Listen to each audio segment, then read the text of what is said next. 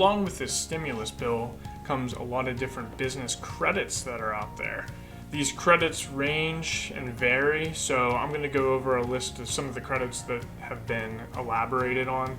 And if you have specific questions on something that you think might apply to you, we're happy to answer any questions. And like I said, you can always do your own research.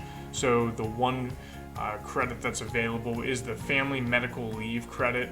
So that now allows employees to take FMLA, receive pay, and the employer receives a tax credit. So that's definitely a nice option there. There's also the Families First Coronavirus Response Act, which requires employers with less than 500 employees to pay employees who are on leave due to COVID-19 emergency and receive associated tax credits. So they're going to be paying their employees, and then the business will actually then receive tax credits.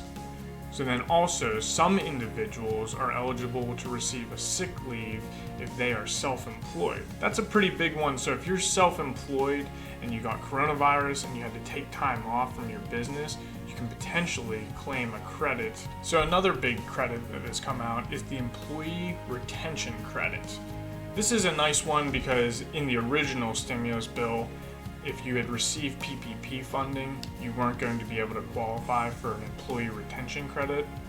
Now, with this new stimulus bill that came out at the end of December in 2020, if you have received the PPP funding, you're still eligible to receive the employee retention credit. Previously, this had required that you had a year-over-year decrease in gross revenues of 50%. But now, beginning in 2021, that has been reduced to 20% reduction in gross revenues when comparing year over year. Great opportunity right there. So anybody that you know that might have employees, this is certainly something that could potentially help them if their revenues had decreased during the year due to the pandemic. And then one of my favorite business changes that happened with this new stimulus bill is that now, starting in 2021, any meals expenses, which previously you could only get 50% of a deduction on your taxes, are now 100% tax deductible. So that's a huge change from what it's been in the past. These meals, they have to be having a business purpose. Typically, I recommend documenting who you met with, what you discussed, and the nature of the business meal. But this really opens up a lot of opportunity for business people to get out to restaurants to help stimulate the economy and to help those restaurants that have been negatively impacted by the coronavirus. So I always think that this is a really fun one to tell my clients, and I think that a lot of people will definitely appreciate being able to write off 100% of the meal that they are going out for tax purposes. So it's a really awesome opportunity. So additionally, with the stimulus bill, there was parts of it that impacted a lot of individuals. You probably saw it in the news a lot that there was another rebate on its way, similar to the one that had been given out earlier in the year. So a lot of people had received the $600 rebates, and now again, there's the opportunity to get more money in relation to the stimulus bill. It is important to keep in mind that the stimulus rebate of $600 could potentially be reduced. So if you make $75,000 individually, or a household of two, married filing jointly makes over $150,000, it starts to be tapered off for anything over those thresholds, and it reduces that rebate money. So a couple of married filing jointly, they might receive $1,200 if they make under $150,000, but as their income goes above $150,000, they might be reduced, and then until they might not receive anything. So it is important to know, like, if you don't get a check for $1,200 or $600 if you're single, then it's potentially because of your income.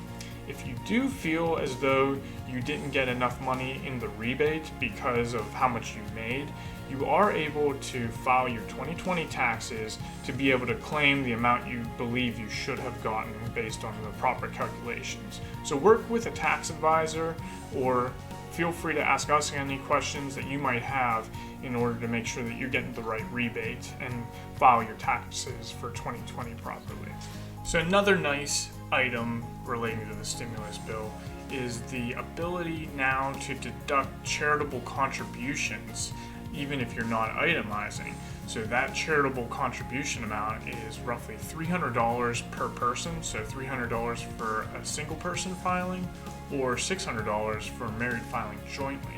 Typically you had to itemize in order to be able to get this deduction, but this is one way to help spur on donations to charitable organizations who were suffering due to the coronavirus. So it's a nice way going forward to be able to get a little bit more on individual tax deductions. But yeah, if you've donated to your church and you have proof that you have and they're a 501c3, then you're going to be able to deduct that to help reduce income.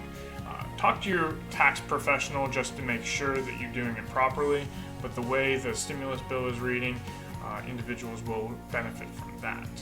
So lastly, a lot of the non-business energy efficient property credits are continuing on like they have in the past. So this allows for continued credits if you got non-business energy efficient property.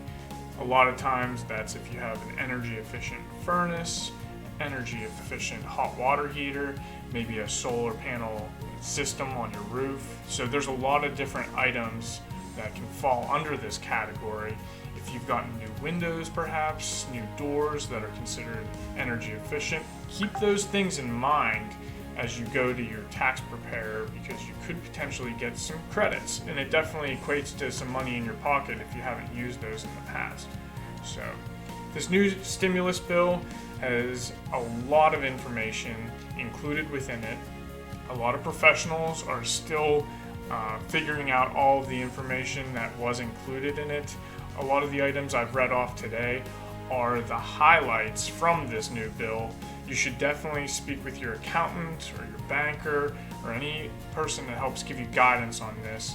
Do your own research, because there's a lot involved. I really want to make sure that a lot of my clients are getting what they are eligible for, so it's tough to get this information all out at once, but we're putting together these videos. If you think this has been helpful, feel free to share it with your friends, any other businesses. We're happy to elaborate on any of the other items that we've talked about. We kind of could only touch the surface for a lot of things in here, and I'd be happy to talk with anybody over the phone, through email, and put you in touch with my team to be able to help out. So we're really thankful to be serving our clients in this tough year during the pandemic, and we're looking forward to a great busy season. So thanks everybody, stick around for our next video, and we look forward to seeing you in the future.